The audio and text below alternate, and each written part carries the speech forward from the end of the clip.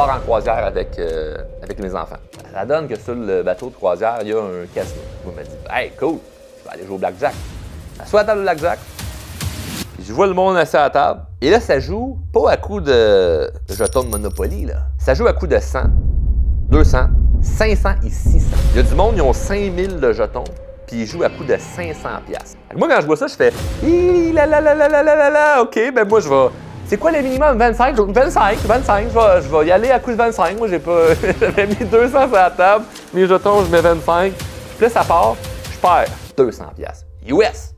Qui équivaut à peu près à, je pense, 6000 Canadiens. Je perds. Je me dis, qu'est-ce qui se passe?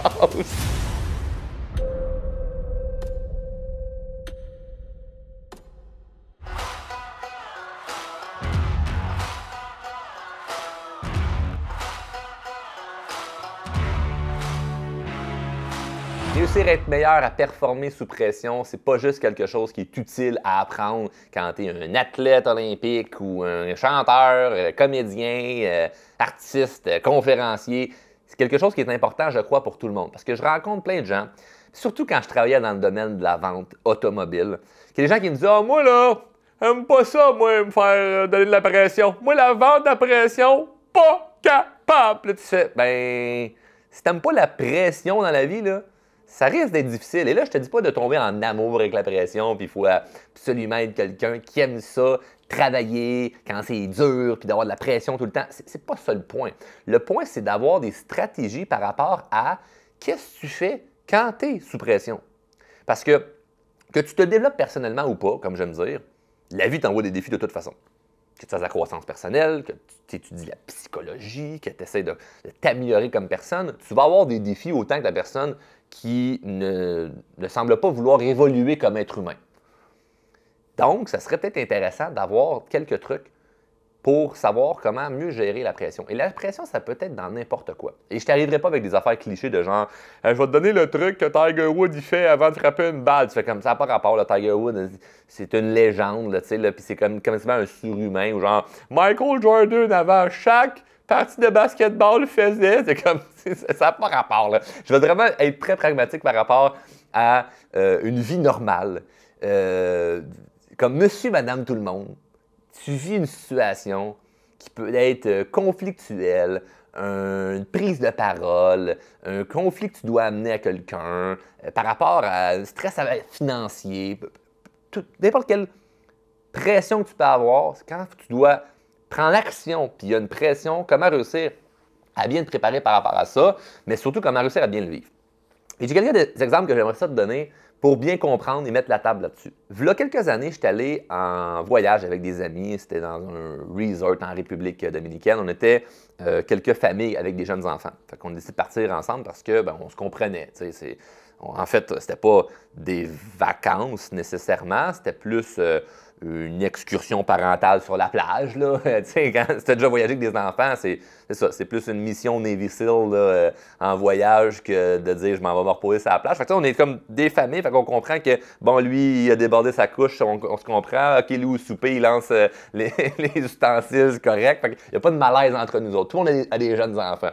C'était super. Puis sur le resort, il y avait un casino. Puis moi, je ne joue pas. À ce moment-là, je ne jouais pas. Donc, mes amis m'ont montré à jouer au blackjack. Et j'ai vraiment pris plaisir à apprendre à jouer au blackjack. Puis évidemment, c'est pas en une soirée que tu deviens un expert. Donc là, on joue un soir, j'apprends un petit peu, 2 soirs, j'apprends un petit peu, 3 soirs, j'apprends un petit peu. Ça reste comme ça. Les mois passent, ça arrive une fois de temps en temps que je m'en vais au casino, jouer avec un ami, je download une application de blackjack gratuit sur mon téléphone, puis je joue une fois de temps en temps, juste comme pour essayer de m'aiguiser, puis m'améliorer là-dedans. Puis moi, je dis pas ça pour avoir l'air humble ou même me dévaloriser, mais je ne suis pas quelqu'un qui apprend nécessairement vite. Okay? Si vous écoutez le podcast depuis longtemps, vous êtes client chez Drôlement Inspirant, vous le savez, j'étais un décrocheur scolaire, c'est pas pour rien. À l'école, j'avais énormément de difficultés d'apprentissage, puis aujourd'hui, j'ai développé des stratégies pour apprendre à apprendre, mais c'était pas inné en moi. Et ça reste que le blackjack, pour apprendre à mieux jouer, ben j'ai développé, évidemment, vu que j'avais un désir d'apprendre parce que j'aimais ça, ben j'ai réussi à apprendre. Mais tu peux me répéter 5-6 fois que quand il y a telle carte et telle carte, tu dois faire ça, je m'en rappellerai pas. Il faut vraiment, vraiment qu'il y ait une répétition puis un apprentissage, comme je te l'ai expliqué, pour que ça rentre dans ma tête puis que je sois bon avec le temps. Ce qui fait qu'aujourd'hui, puis je le dis avec toute transparence et humilité, ce qui fait qu'aujourd'hui, je performe dans mon domaine et dans plusieurs sphères de ma vie, c'est vraiment la persévérance. C'est la constance et la persévérance, deux mots très plates, très poches, que tout le monde comprenne, mais que ça veut un peu rien dire. Comment réussir à être persévérant. Je préfère un épisode de podcast là-dessus, mais la persévérance, clairement, c'est quelque chose qui m'aide beaucoup. Bref, j'apprends un petit peu à jouer au blackjack et ça reste comme ça. Dernièrement, je m'en vais dans un événement pour une fondation. La fondation, ça s'appelle la RT21. C'est le regroupement de la trisomie 21. C'est un regroupement que je trouve très, très, très le fun, qui vient en aide aux familles qui ont des enfants trisomiques. Et grosso modo, ils font des événements de fois de temps en temps pour ramasser des fonds. J'essaie de m'impliquer le mieux que je peux avec cet organisme-là, que je trouve très bien organisé, la structure, comment ils font ça, puis les gens impliqués là-dedans, je trouve que c'est toutes des belles et bonnes personnes. Donc, je m'implique comme je peux. Et l'un de leurs événements, c'est un tournoi de poker. Donc là, moi, 3 minutes, une affaire à la fois. Je ne peux pas apprendre le blackjack et le poker en même temps. Là, la tête va me sauter. C'est comme de dire, Charles apprend le mandarin et l'espagnol. Ça ne marche pas. Fait qu'à chaque année, il m'invite. Charles, attends-tu de. Fait qu'il y a une année que j'ai dit oui, mais pas pour jouer au poker, pour animer. Fait que j'animais. Puis ça, c'était dans quelques années, je pense que c'était virtuel qu'on l'avait fait. Fait que là, j'animais la soirée, puis tout ça. Fait que j'essaie de m'impliquer le plus que je peux, mais je ne vais pas jouer au poker. À chaque année, je leur dis, mettez donc une table de blackjack à votre événement, je vais y aller. Cette année, ils ont décidé de mettre une table de blackjack. J'ai dit, yes, j'y vais. Et la façon dont ça fonctionnait, c'est super simple. Je pense que ça coûtait 50 pour entrer à la table. Et l'argent va directement à la fondation. Fait que c'est parfait, c'est ton don. Puis là, tu as des jetons. Puis tu joues, puis si tu accumules des jetons, bien, à X nombre de jetons, tu peux avoir. Tu t'échanges tes jetons pour un coupon pour gagner un prix potentiellement. Donc, c'est un peu comme l'argent Monopoly. Là. C'est juste 50$, puis après ça, tu joues, mais tu as déjà beaucoup de jetons. Fait qu'il n'y a pas une pression de perte d'argent monétaire, puis tout ça. C'est juste comme, tu es là de toute façon pour la cause, puis si tu es là-bas, tu aurais donné de toute façon de l'argent. Puis là, tu sais que ce que tu vas donner, ça va aller à la cause. Fait que tu donnes 50$, ça peut être juste ça. Si tu as envie d'en mettre plus, ça peut être plus. Puis tu peux repartir avec un prix. Fait que moi, je m'assois à la table, tout excité, tout content. Le croupier s'installe. Le monsieur, il est croupier et DJ. Il s'occupe de la console de son pour la musique durant la soirée. Puis il est là avec sa table de croupier. Il a son petit verre de vin. Il a l'air d'un bonhomme de party, mais classe. Là. Il prend sa petite gorge de vin, puis tout ça, puis il danse, puis il a du fun, il est content. Il est heureux d'être là. C'est quoi, il dit, hey, on va avoir du fun, ça va être plaisant. Il y a des gens qui s'assoient à côté de moi et je le vois tout de suite, par leur non-verbal, la façon qu'ils s'installent, comment ils sont. Je le vois que ce pas des experts au blackjack. Puis je suis un débutant moi aussi. Là. Je le vois qu'ils n'ont pas l'air très, très confortables. Eux, c'est comme, ils veulent rien savoir du poker, puis ils vont s'essayer à aller au blackjack. Fait que là, ils s'assoient. Le croupier tourne les cartes. Puis le croupier est tellement fin, puis il voit tellement que les gens ne sont pas à l'aise, que lui, quand c'est au tour de tourner sa carte, il regarde les cartes, puis il fait « Ah, non, elle n'est pas bonne. Non, elle n'est pas bonne. Ah oui! » Puis là, il la met. Puis là, tout le monde gagne. Parce qu'il est riche. On s'entend. C'est un événement privé. Fait qu'il ne perdra pas sa job. On n'est pas au casino. S'il ferait ça au casino, il perd sa job et il se fait tabasser dans le parking. Mais là, c'est un événement privé, fait que c'est correct. Là, puis c'est tout pour la cause puis tout ça. Fait que c'est bien correct. Mais là, après 15-20 minutes, là, le monde, eux autres, là, ils capotent. Là. Ils ont plein de jetons, ils gagnent, ils ont la dopamine là, de je gagne, c'est le fun, c'est le fun, c'est le fun. Puis moi, j'ai du fun pour être honnête. Je ramasse plein de jetons qui m'ont donné des coupons pour gagner des prix. Puis j'ai gagné d'ailleurs 2 prix. J'ai gagné plus en prix que ce que j'avais mis sur la table pour jouer. Hey, c'est cool. Mais avec le temps, je me dis, Colin, ça commence à manquer un peu de challenge de tout ça. Tu sais, comme. Je gagne quasiment à tous les fois. De temps en temps, il ne triche pas, puis soit tu gagnes ou tu perds, parce que là, c'est vraiment les vraies règles. À chaque fois qu'il nous fait gagner, c'est le fun, mais il manque un peu de challenge. Mais le monde sont contents, là. Ils triplent, les autres, c'est la plus belle soirée de leur vie. Là. Il arrive un moment où lui, le croupier, il doit partir pour aller régler quelque chose pour son autre tâche de la soirée, qui était la musique. Fait que c'est un de ses collègues qui vient s'asseoir. Et lui, le collègue, décide qu'il n'est pas là pour faire des cadeaux à personne. Puis c'est bien correct parce que c'est le jeu. Pas censé tricher en arrière de la table pour faire gagner le monde. C'est le jeu. Et lui, il est vraiment dans la dynamique de je tourne les cartes, Puis quand c'est à ton tour, c'est pas je vais t'aider, puis selon le livre, tu devrais continuer de prendre notre carte, tu devrais arrêter. C'est comme, il te regarde, il attend que tu décides. T'en veux-tu une autre ou t'arrêtes? Et là, je ressens là, autour de moi l'anxiété du monde qui monte. L'anxiété, elle monte à la table. C'est fou. Là. Genre, on ressent l'énergie. Là. Il y a fuck all d'ésotérique dans ce que je t'explique. Là. Quand tu es entouré de monde qui sont stressés et anxieux, tu ressens le stress et l'anxiété.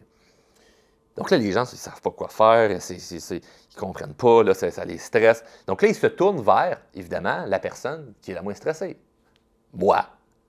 Et là, je deviens, tout à coup, l'expert du blackjack pendant un instant. Parce que je suis le gars le plus calme et le moins stressé. Fait que là, je me mets à s'il y a des conseillers, puis ben, je pense que tu devrais prendre notre carte. Là, je me mets à les aider. Et là, moi, ça me fait du bien parce que si la personne gagne, ben, je suis content de la personne. La personne perd, ben, des fois, il n'y avait rien à faire. C'est pas juste une question de stratégie, le blackjack, c'est aussi une question de chance. Donc, je me mets à essayer de les aider, puis là, moi, je me ramasse comme, hey, je suis bon là, au blackjack. Là. Je suis un expert. J'aide le monde là-dedans. Puis à un moment donné, le croupier super gentil, il revient, et là, tout le monde, « Oh, enfin, vous êtes revenu, on va pouvoir continuer à gagner. » Fait que là, lui, il fait gagner tout le monde, puis ça reste comme ça. Et toute la soirée, c'était ça, un in and out de lui et l'autre. Puis à chaque fois que c'était l'autre, le monde stressait raide, puis ils n'aiment pas leur moment, puis quand c'est l'autre, hey, là, c'est le fun, puis c'est le party.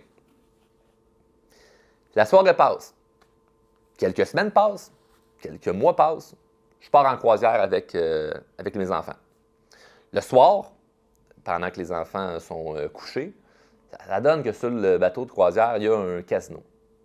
Moi, il m'a dit « Hey, cool, je vais aller jouer au blackjack. » De toute façon, moi, je suis rendu un pro de blackjack. J'ai coaché du monde au blackjack.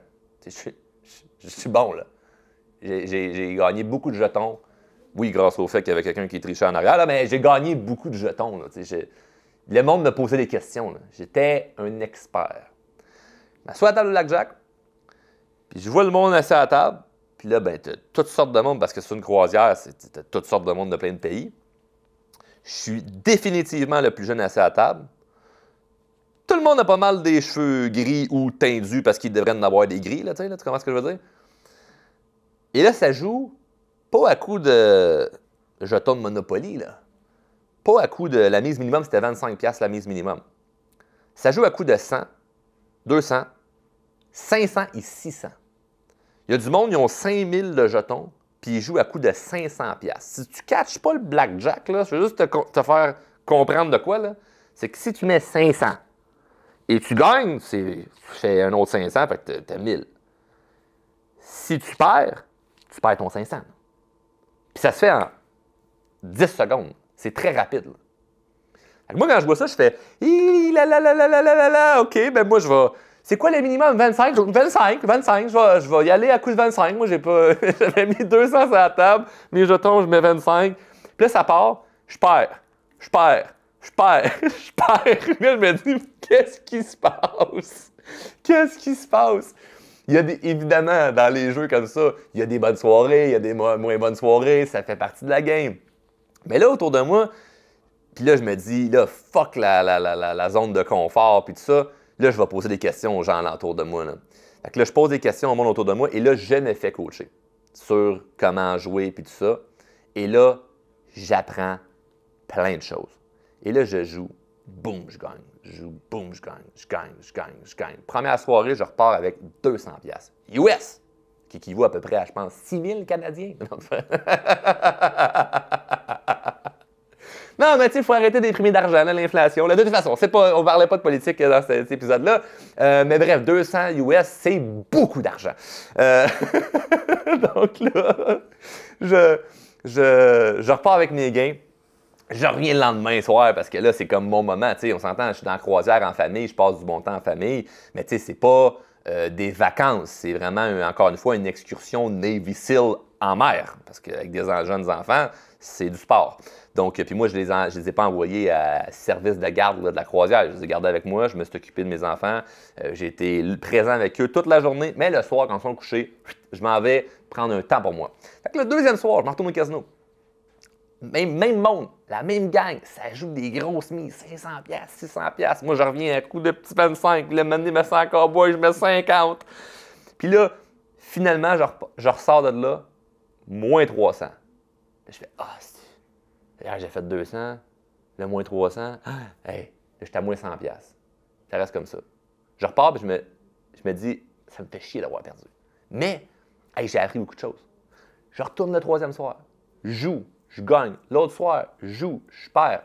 Finalement, longue histoire courte, chaque soir que j'étais là, les mêmes gens jouaient et les mêmes gens me coachaient. J'étais vraiment en mode, si je suis sûr de ce que je dois faire, je vais le faire. Si je ne suis pas sûr, je demande aux gens à côté de moi. Les gens étaient super contents, super gentils, puis ça m'a permis en même temps de continuer à pratiquer mon anglais parce qu'il n'y avait aucune personne qui parlait français, c'était que anglais. Puis là, il faut que tu comprennes les règles du jeu, mais là, en anglais, parce que c'est pas pareil. Donc, il faut que tu sois vif mentalement.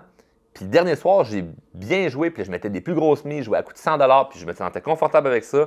Puis je suis reparti, puis j'ai fait comme 400 $ américains au final, durant ma croisière au Blackjack, mais uniquement et grâce aux gens qui m'ont aidé alentour.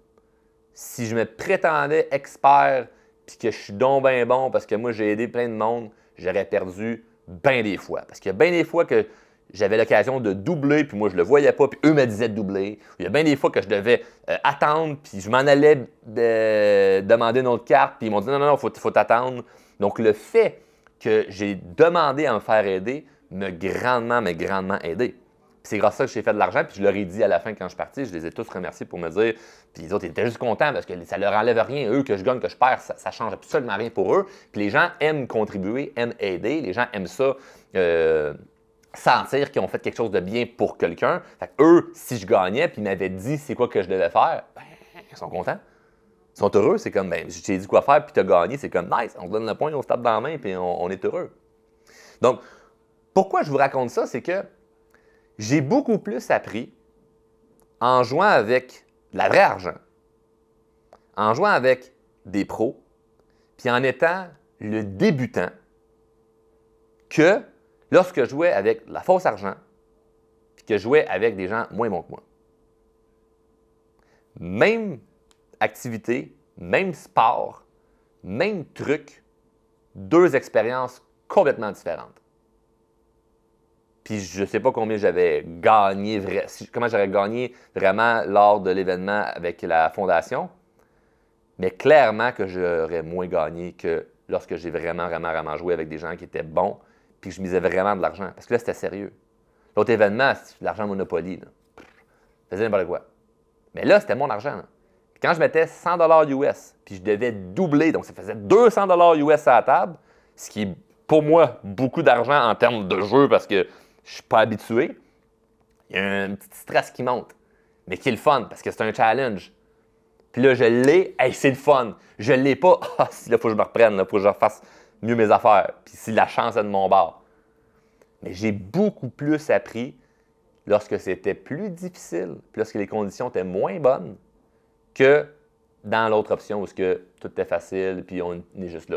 Donc, je t'explique ça, puis tu fais déjà ta propre déduction de bon, c'est ça, il va nous dire qu'on apprend quand c'est plus difficile. C'est pas ça le point. Il y a des stratégies tout de même claires que je veux t'amener, des enseignements assez précis par rapport à ce que je viens de te dire. OK? Parce que oui, tu apprends mieux quand tu es avec des gens qui sont meilleurs que toi. Oui, tu apprends mieux quand il y a une réalité qui fait que tu n'es pas juste en exercice, tu es comme vraiment dans le jeu, dans une vraie game où tu ne fais pas semblant.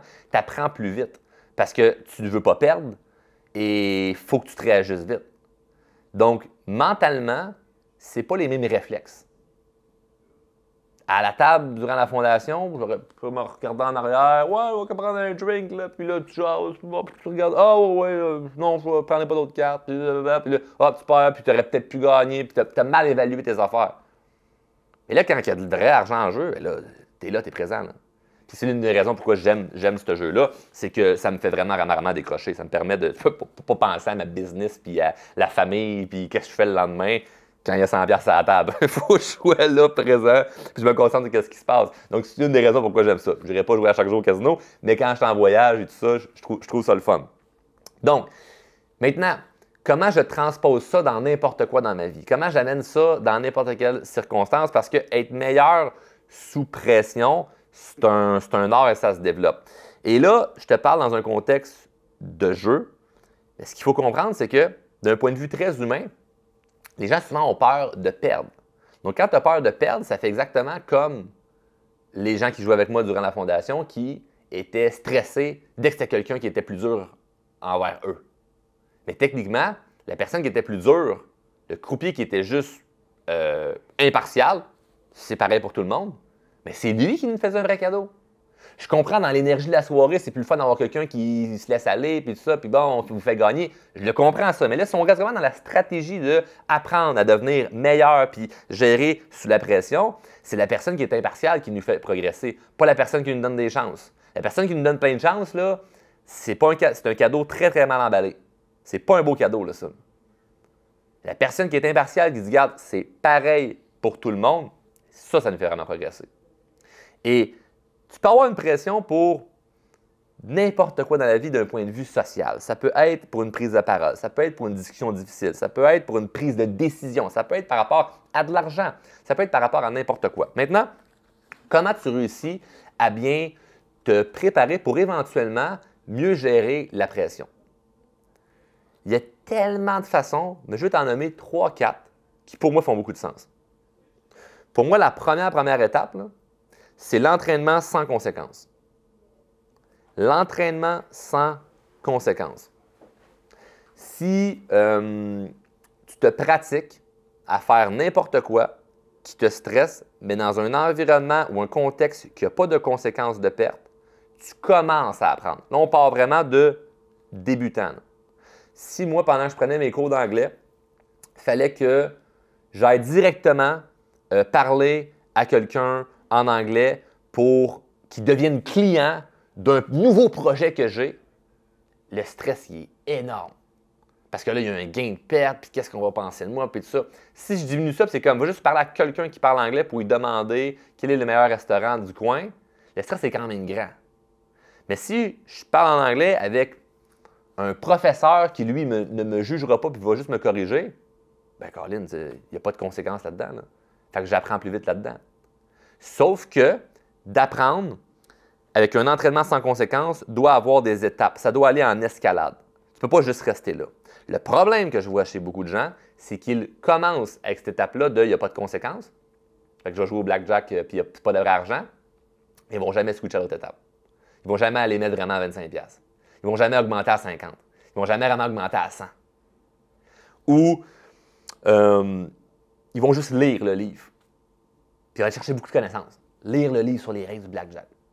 Ils vont lire, puis ils apprendront absolument rien. Ils vont apprendre, mais il n'y a rien qui va vraiment être forgé, ou quand ils vont arriver, puis il y a de l'argent en jeu, ils vont se sentir confortables, ils vont être stressés, ils vont avoir l'espèce d'angoisse. Même chose pour la prise de parole. Si tu n'es pas habitué d'avoir des discussions difficiles avec les gens autour de toi, que ce soit avec un patron, un collègue, un employé, conjoint avec les enfants, puis tu as juste des discussions difficiles quand c'est un contexte difficile, ça se peut que ça soit très difficile. Donc, si tu es habitué d'avoir des conversations qui sont, on va dire, des ajustements, ou juste t'habituer à communiquer tes idées, puis être plus clair dans tes idées, mais quand tu vas arriver à parler avec quelqu'un pour un problème, tu n'as pas l'anxiété dans le tapis, parce que tu es habitué, parce que tu t'es entraîné sans rendre conséquence. Fait que moi, par exemple, en communication, c'est quelque chose que j'enseigne à beaucoup de clients. Si je veux m'améliorer, il faut que je sois habitué de juste parler, de débattre, d'avoir une opinion, de savoir je suis qui, puis je peux être d'accord avec toi ou en désaccord, puis d'assumer mes choix.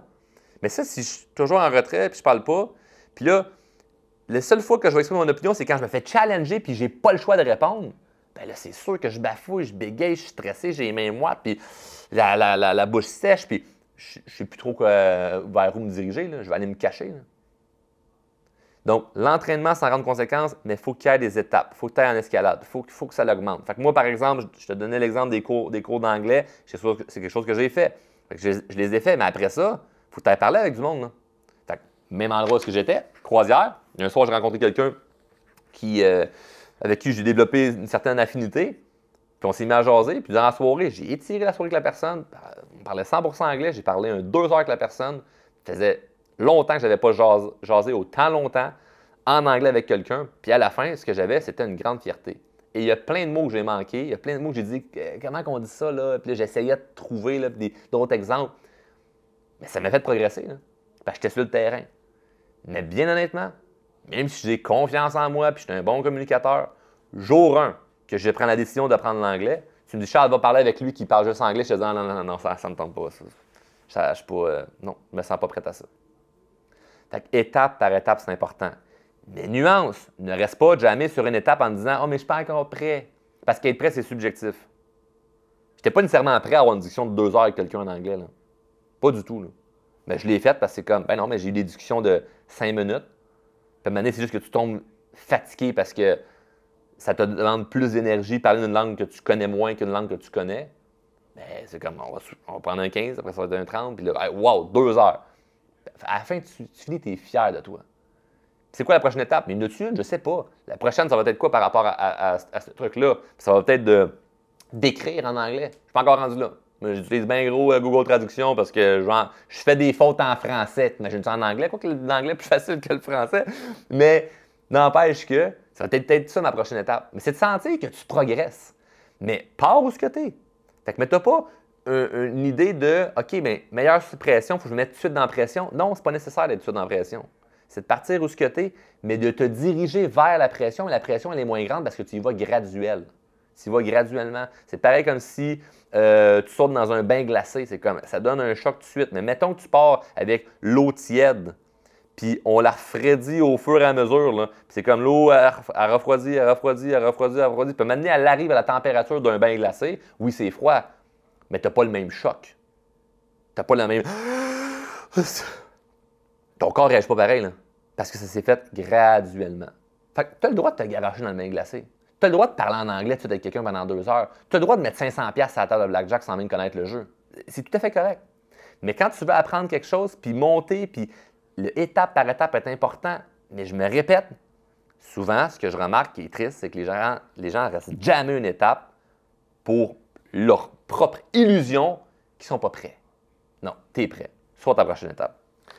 Le deuxième point, la stratégie pour apprendre à devenir meilleur sous pression, c'est d'avoir des mentors ou des coachs. Comme j'ai dit, jamais j'aurais gagné de l'argent au blackjack sa croisière si ce n'était pas des gens qui étaient autour de moi. Ils m'ont grandement aidé. Ils ont été des très, très, très bons mentors. Beaucoup de mes clients me disent « Charles, tu m'as aidé, tu m'as coaché, tu m'as accompagné. Jamais je m'aurais rendu à telle étape si ce n'était pas de l'accompagnement que tu m'avais donné. » Mais le mérite va 100% à ces gens-là. Parce qu'ils ont pris action, ils ont fait ce qu'il fallait faire, ils ont écouté. Moi, le mérite me revient à 100% d'avoir gagné au blackjack. Pourquoi? Parce que j'ai mis l'argent. C'est moi qui ai betté sur le jeu. Mais ces gens-là, mes clients, ils ont betté sur qui? Ils ont betté sur eux-mêmes.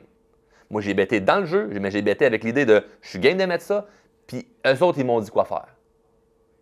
Puis je l'ai fait, puis ça a marché. Des fois, ça n'a pas trop marché. Là, c'est un jeu. Il y a du hasard là-dedans, il y a de la chance.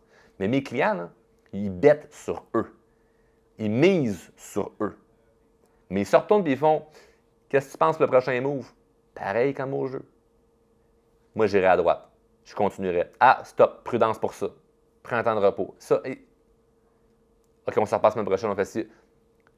Tout l'accompagnement, le mentorat, ça l'aide énormément à progresser. Ça nous donne confiance. Moi, je me sentais tellement plus confiant quand on me disait je te suggère de faire ça. Puis des fois, c'était pas bon, des fois, c'était bon. Mais le fait que je sentais que hey, cette personne-là, tu es un expert, m'aide là-dedans, ça fait toute la différence. Donc, si tu es tout seul ou c'est pas le Jean-Jacques ou monsieur, madame, tout le monde qui te dit moi, je pense que tu devrais faire telle affaire parce que je pense que puis la personne n'est pas apte à pouvoir t'aider, c'est pire. Mais quand tu trouves la bonne personne, c'est fantastique. Donc, merci à mes clients et tous ceux et celles qui prennent en considération les suggestions que je leur fais pour n'importe quoi dans leur sphère de vie dans laquelle je les aide.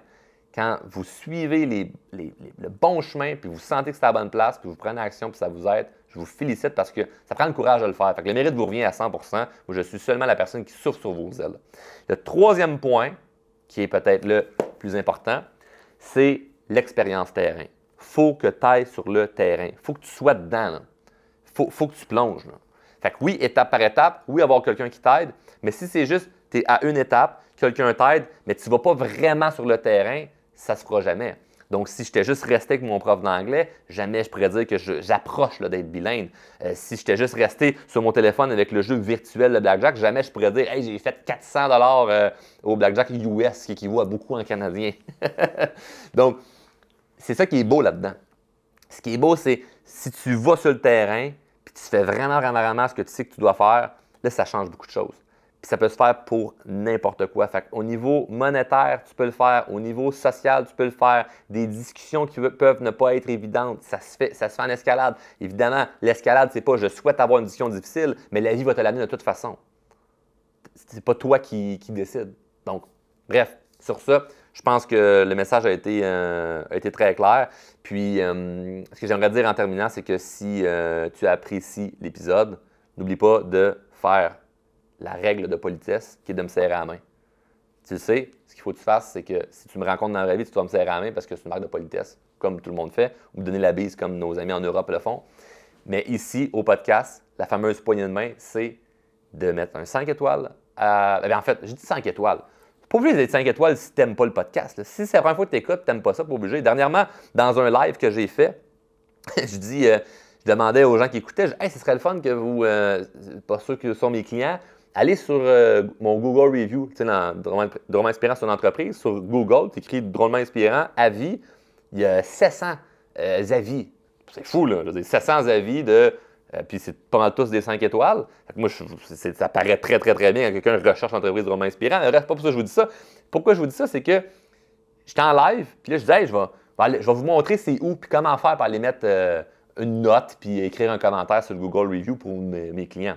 Et là, le premier commentaire qui apparaît, c'est 1 étoile. C'est quelqu'un qui dit « Suis-moi, mais je suis pas capable de lui », puis que bref, m'envoie une longue insulte, comme quoi que je suis pas une bonne personne. Fait que évidemment, on part à tout. Ben, moi, je pars à rire, puis les gens qui écoutent, je prends pour acquis qu'ils partent à rire parce que carrément que cette personne ne me connaît pas si elle écrit ça, ou c'est son opinion, puis c'est correct. Mais je veux dire, je dis toujours 5 étoiles, mais c'est correct de mettre 1 étoile si tu n'aimes pas ça, c'est tout à fait correct.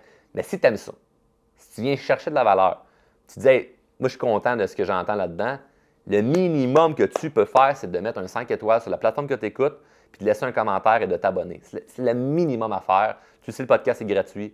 Je veux que ça continue d'être gratuit, mais pour ça, il faut que je puisse continuer de voir qu'il y a une croissance là-dedans. Parce que toi, présentement, là, tu veux croître dans ta vie. Tu veux une croissance. Tu veux évoluer. Puis tu te sens heureux quand tu évolues. Mais moi, ça a de m'affaire. Moi, je me sens heureux quand j'évolue. Puis si je ne vois pas le podcast évoluer, ben je ne trouverai pas ça le fun à le faire. Puis là, je vois qu'il évolue présentement et surtout, ne te dis pas « Ouais, mais moi, Charles, tu sais, je suis un parmi tant d'autres, il y a plein de monde qui t'écoute, ça ne change rien. » Non, ça change de quoi? Toi qui écoutes présentement, ça change de quoi? Laisse un commentaire, je lis, je réponds à tout le monde, 5 étoiles, puis abonne-toi. Chose que je te demande. Sur ça, je te souhaite d'apprendre à blackjack comme moi, puis de ne pas trop perdre d'argent avec des gens peut-être qui ne connaissent pas ça. Mais j'ai gardé un jeton par erreur. Sur ça, peut-être que si on se croise un jour, ben, je te le donnerai, ça sera ton premier 2,50 que tu pourras miser sur toi. Salut!